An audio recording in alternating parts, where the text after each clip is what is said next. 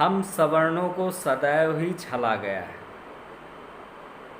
कभी ब्राह्मण को प्रणाम करके छला गया, क्षत्रियों का बखान करके छला गया, वैश्य यानी बनिया समुदाय हमारा जो कायस्थ, उसको रोजगार के नाम पर छला गया। स्वतंत्र भारत में ही हमको नहीं लूटा गया, इसके पहले राजाओं ने लूटा, फिर उसके बाद मुगलों ने लूटा, छला हम लोगों को, और फिर इसके बाद अंग्रेज़ों ने छला। हमारा देश आज़ाद हुआ, हम सब लोगों ने अपना योगदान दिया, बलिदान दिए, प्राण दिए, सब कुछ दे दिया, लेकिन जो सबसे पहला कानून किसी के विरोध में बना भारत देश के अंदर, वो सवर्णों के विरोध में बन गया कानून। कैसे? उस समय क्षत्रिय राजा थे सब, रियासतें जो थी या तो मुगलों की थी या फिर क्षत्रियों के पास थी, इक्का दुक्का अदर कास्ट के पास थी। सबसे उनकी रियासत छीन ली गई, भंग कर दिया गया सभी रियासतें, हमारी सबकी ज़मीनें ले ली गई, राजपाट ले लिए गए, और उसके बाद से आज तक हमारा पतन जारी है। वो पतन निरंतर चला आ रहा है और चलता ही रहेगा जब तक हम अपनी मांग ढंग से नहीं रख पाते। हमसे कहा गया कि अन्य समाज काफ़ी पिछड़ा हुआ है, आप लोग उनका सहयोग कीजिए, अपनी ज़मीनें दान में दीजिए, शिक्षा में उनकी मदद कीजिए, आरक्षण में उनकी मदद कीजिए। हम लोग चुप रहे, क्योंकि हमारा लड़ाई झगड़ा कभी मकसद रहा ही नहीं। लेकिन उसका नतीजा क्या निकला? नतीजा ये निकला कि हम लोगों को लगातार साजिश के तहत सिस्टम से ही आउट किया गया धीरे धीरे। चाहे वो मंडल कमंडल एक्ट लाकर, चाहे राजसी सियासतें छीन कर, और या फिर आरक्षण में हम लोग अपने मुंह मियाँ मिट्ठू बने बैठे रहे कि हम तो सबसे मजबूत हैं, अपर कास्ट हैं, हमारा क्या, हमारा कोई कुछ भी नहीं बिगाड़ सकता। लेकिन कहते हैं ना, किसी को अगर बर्बाद करना होता है तो आप उसकी शिक्षा और संस्कृति को नष्ट कर दीजिए, और ये हमारे साथ किया गया। हमको सबसे पहले नौकरी से बाहर किया गया, आरक्षण लाकर धीरे धीरे हम सब नौकरी से बाहर होते चले गए। कहीं पे आयु सीमा लगाकर, कहीं पे जातीय सीमा लगाकर। हमारे नंबर अगर 90% भी आए हैं और दूसरे की अगर 40% भी आए हैं तो आरक्षण देकर उसको पहला स्थान दिया गया। हम लोग यहाँ भी चुप कर गए। शिक्षा में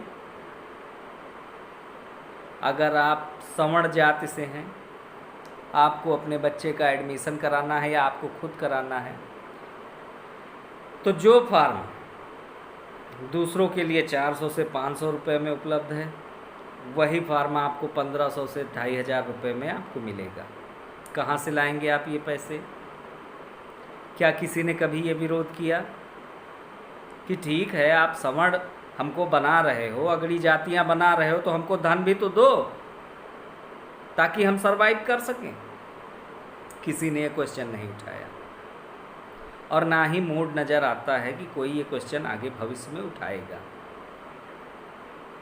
अभी आप देखिएगा, सवर्णों की सबसे ज़्यादा जो नौकरियां जाती हैं वो सेना में, सवर्ण के लड़के जो भी हैं वो सेना में, पुलिस में सबसे ज़्यादा उनका इंटरेस्ट रहता है।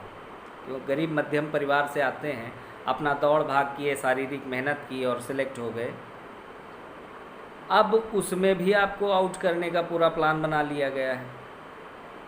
25 साल मैक्सिमम आयु सीमा रखी गई। किसका लड़का है 25 साल में सिलेक्ट हो जाता है? 25 साल तो लग जाते हैं लड़के को BA MA करने में, और जब तक वो ये सब करता है समझता है 25 साल तो ऐसे ही निकल जाते हैं। 1-2 साल उसको तैयारी करने में लग गई, यानी कुल मिला के आप सिस्टम से बाहर ही बाहर हो।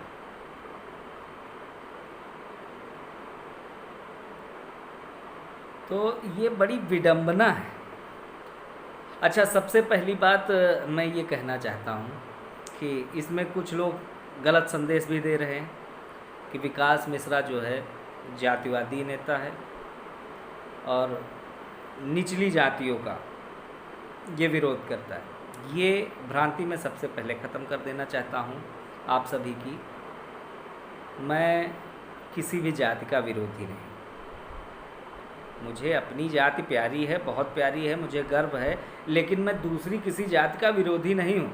इसका उदाहरण ये है कि SC ST के 2 परिवार तो हमारे ही घर में किराए पर रह रहे हैं। हमारे बाराबंकी जनपद में अगर SC ST की बात की जाए तो हमारे बहुत सारे मित्र हैं जो कि हमें बहुत सम्मान देते हैं, बड़े भाई जैसा सम्मान देते हैं। कुंवर मोनू भास्कर हो गए, रवि भारती जी हो गए, ये 1-2 नाम ऐसे हैं, प्रहलाद कुमार जी हो गए, है ना, अतुल कुमार हो गए। तो ये कुछ ऐसे नाम हैं जो दिल के करीब हैं। अगर मैं माइंड से गंदा होता तो ये लोग कभी मेरे पास ना आते। अगर मैं जाति से नफरत करता तो ये लोग कभी मेरे पास ना आते। इसी तरह क्षत्रिय बिरादरी का पूरा समर्थन शुरुआत से ही हमारे पास रहा है। मैं ब्राह्मण संगठन से जुड़ा जरूर हूँ, लेकिन इनका भी पूरा सहयोग हमारे साथ रहा है। बनिया वर्ग भी मेरे साथ पूरी तरह से जुड़ा हुआ है। तो सबसे पहले आदमी अपना परिवार बचाता है, अपने घर से शुरुआत करता है। तो मैं ब्राह्मण हूँ, ब्राह्मण संगठन चलाता हूँ, संचालित करता हूँ, ब्राह्मणों की बात करता हूँ। इसका ये मतलब नहीं कि मैं अन्य जातियों का घोर विरोधी हूँ, कभी किसी का विरोध नहीं करता हूँ। वैसे तो हमारे मुस्लिम भी बहुत सारे दोस्त हैं। अब अगर ये लड़ाई लड़ी जाए तो वो लोग हमसे नफ़रत करना शुरू कर दें और हमसे बात करना शुरू कर दें, लेकिन उनको भी मालूम है कि विकास जो बात कहता है वो अपनी जात के लिए कहता है, अपनी जात की लड़ाई लड़ रहा है, अपने वर्ग और समाज की लड़ाई लड़ रहा है। हमारी दुश्मनी किसी अन्य जात से नहीं है। भाई, हम आपको आपका अधिकार मिले, आपके साथ हैं, आप कोई लड़ाई लड़िए, हम खुद आपके साथ चलेंगे। इसी तरह हम आपसे उम्मीद रखते हैं कि जब हमारी कोई लड़ाई हो, हमारे समाज की, हमारे अधिकार की, हमारे हक की जब कोई लड़ाई हो, तो आप भी तो हमारा साथ दोगे ना। हिंदुत्व का मतलब क्या हुआ फिर? हिंदुत्व का मतलब यही हुआ ना कि ब्राह्मण, क्षत्रिय, वैश्य और शूद्र ये चारों वर्ग मिलकर एक हिंदुत्व, एक बड़ा परिवार बनता है जिसे सनातन हिंदू धर्म कहते हैं। ये 3 जातियां निकल गई, आप लोग मिलके अकेले हिंदुत्व का झंडा उखाड़ लोगे, कुछ कर लोगे? सब लोगों को साथ आना पड़ेगा और एक दूसरे से बटे हुए हैं। ये नहीं है कि अरे ये तो इन लोगों का मामला है, हमसे क्या मतलब है, हम दूर हट गए तो भाई साहब कल आपका भी मामला आएगा, तब हम लोग दूर हट जाएंगे। ऐसा मत कीजिए। सर्व समाज की बात है। आप बहुत सारे लोग हैं जो ऐसे हैं जो तुरंत ब्राह्मण को देख के प्रणाम करते हैं, तो क्या वो नकल करते हैं? बहुत सारे ऐसे लोग हैं जो ठाकुर साहब को देखते हैं, ठाकुर साहब प्रणाम, अरे भाई ठाकुर साहब आ गए। ये सब ढोंग रचते हैं क्या आप लोग? अगर नहीं करते हैं, दिल से सम्मान करते हैं, तो हम आपका कुछ छीन नहीं रहे, हम अपने लिए कुछ मांग रहे हैं बिना आपके अधिकार में कटौती किए। हमने कभी ये नहीं कहा कि अन्य समाज का कुछ अधिकार तोड़कर हमें दे दो, जी नहीं। उस समाज का जो अधिकार है उसे मिला है, मिलना ही चाहिए, वो मिला रहे, हमको कोई तकलीफ़ नहीं है। लेकिन हमको जो मिलना है वो हम लेकर रहेंगे, ये हमारा जन्मसिद्ध अधिकार है। संविधान भी हमारे साथ दोगलापन करता है। एक तरफ संविधान कहता है कि भारत में रहने वाला प्रत्येक नागरिक, फिर चाहे वो किसी भी धर्म का हो, किसी भी मजहब का हो, उसको भारत में रहने का समान अधिकार है और जो हर भारतीय को अधिकार मिले हुए हैं उसको भी मिलेंगे। तो हमारी तो पीढ़ियां दर पीढ़ियां भारत में पैदा हुई, हम सभी लोग भारतीय हैं। हमारे साथ ये दोगला व्यवहार संविधान क्यों कर रहा है? अगड़े और पिछड़े में बांटकर, और अगर बांट ही रहा है तो विशेष अधिकार दे हमको, विशेष जाति का दर्जा दे, विशेष समुदाय का दर्जा दे हमें। और ये नहीं कर सकता है तो ये ढकोसला बंद करें। संवैधानिक कानून बनाता कौन है? हमारे आपके बीच से जो चुनकर नुमाइंदे नेता जाते हैं, यही लोग तो वहाँ मेजे थपथपा के कानून बनाते हैं। ऐसे कानून का हम लोग क्या करें? किस काम का है कानून जो हमारे कभी किसी काम ही ना है?